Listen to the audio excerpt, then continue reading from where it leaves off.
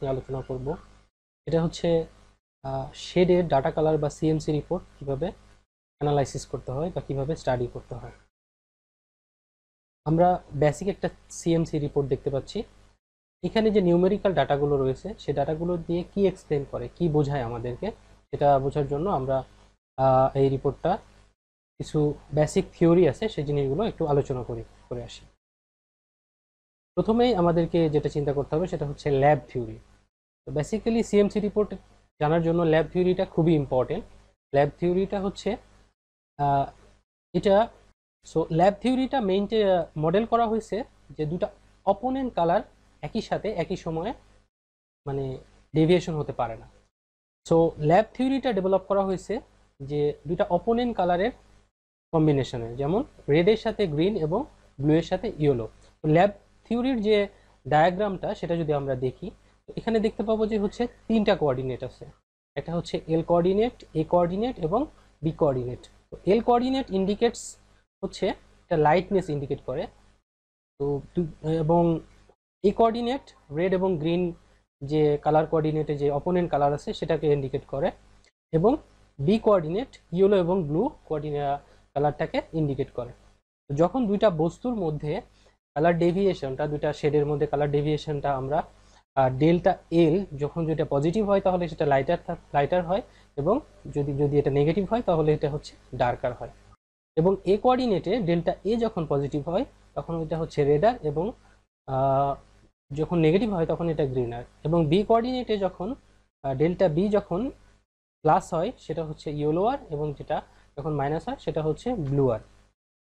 এবং ঠিক একই রকম এলসিএইচ হচ্ছে আরও একটা কোঅর্ডিনেটস, যেখানে যেটা দিয়েও ডাটা কালারের রিপোর্টটা এক্সপ্লেন করা যায়। তো ডেল্টা এলসিএইচ হচ্ছে লাইট, ক্রোমা এবং হিউ।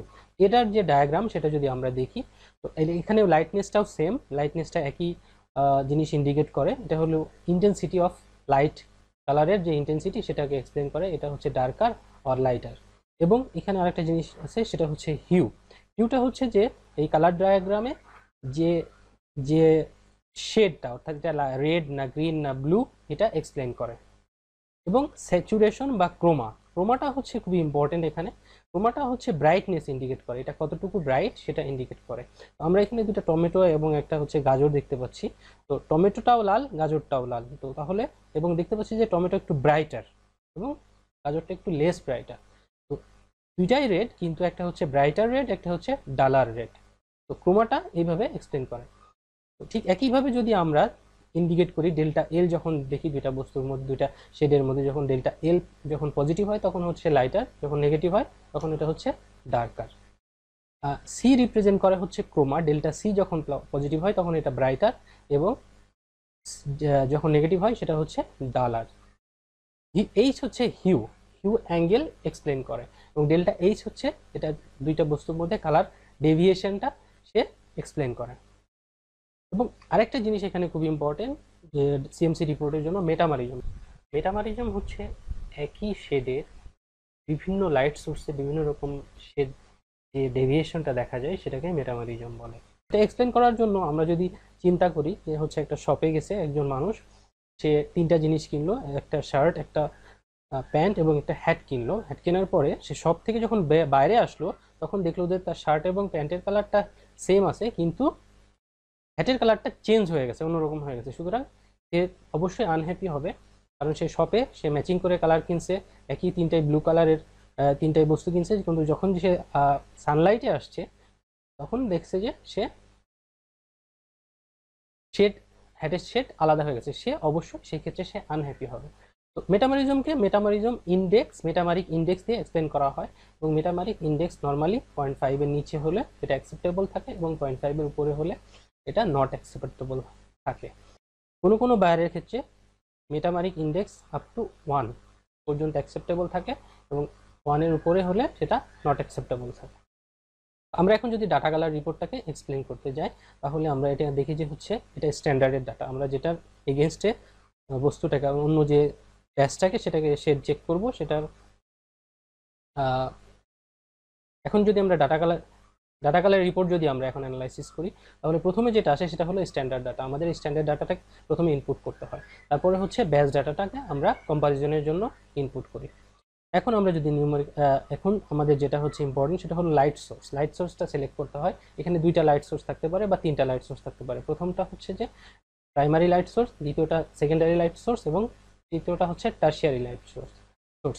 তো বিভিন্ন বায়ারের জন্য লাইট সোর্সটা বিভিন্ন রকম হতে পারে। প্রাইমারি অনেক সময় D65 প্রাইমারি সোর্স হয়, অনেক সময় হচ্ছে TL84 প্রাইমারি সোর্স হয়। তো এটা বায়ার টু বায়ার ভ্যারি করে। যে বায়ারের জন্য যে লাইট সোর্সটা প্রাইমারি সেটা প্রথমে দিতে হবে এবং সেকেন্ডারিটা পরে দিতে হবে। টারশিয়ারি যদি কখনো থেকে থাকে তাহলে সেটা হচ্ছে থার্ডে, 3 নম্বরে দিতে হবে।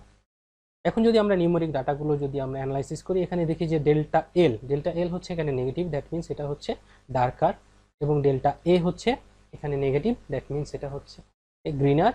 ডেল্টা বি হচ্ছে এখানে পজিটিভ, দ্যাট মিনস এটা ইয়েলোয়ার, এবং delta see that means Croma হচ্ছে পজিটিভ, দ্যাট মিনস এটা হচ্ছে ব্রাইটার।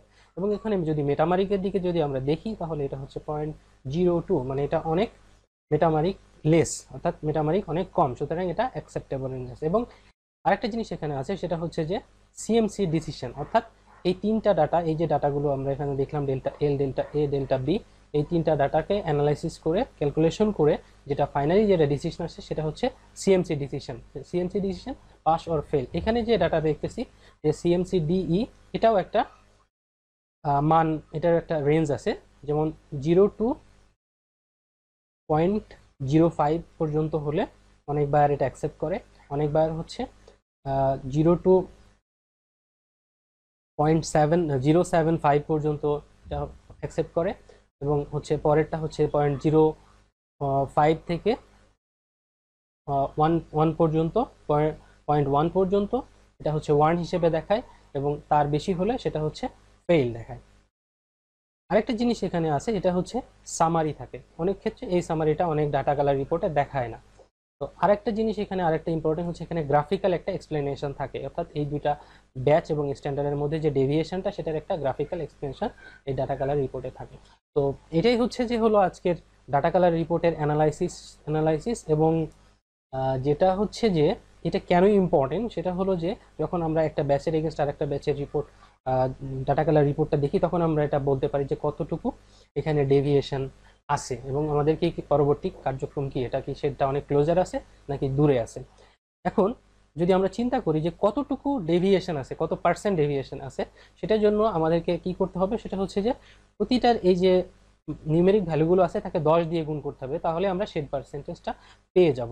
ঠিক একইভাবে যদি আমরা সিএমসি ডিসিশনকেও 10 দিয়ে গুণ করি তাহলে এটা হচ্ছে পেয়ে যাবো। অর্থাৎ এটা কতটুকু ডার্কার, কতটুকু ইয়েলোয়ার, কতটুকু গ্রিনার যদি আমরা চিন্তা দেখতে চাই, তাহলে হচ্ছে আমরা সবগুলোকে 10 দিয়ে ভাগ করব, এটা পার্সেন্টেজে আমাদের রেজাল্টটা পেয়ে যাব। যেমন হচ্ছে যদি আমি এখানে চিন্তা করি যে আমার এখানে এই ডাটাটা D65-এ কতটুকু গ্রিনার, তাহলে এখানে আমরা দেখতেছি 0.02 হচ্ছে, -0.02 হচ্ছে, এটা হলো গ্রিনার। এখানে যদি আমরা 10 দিয়ে গুণ করি তাহলে 0.2, দ্যাট মিনস 0.2% গ্রিনার এই শেডটা। তো এটাই ছিল আজকে আমাদের ডাটা কালার রিপোর্টের অ্যানালাইসিস। ধন্যবাদ সবাইকে, ধন্যবাদ। Thank you for watching. Thank you everyone.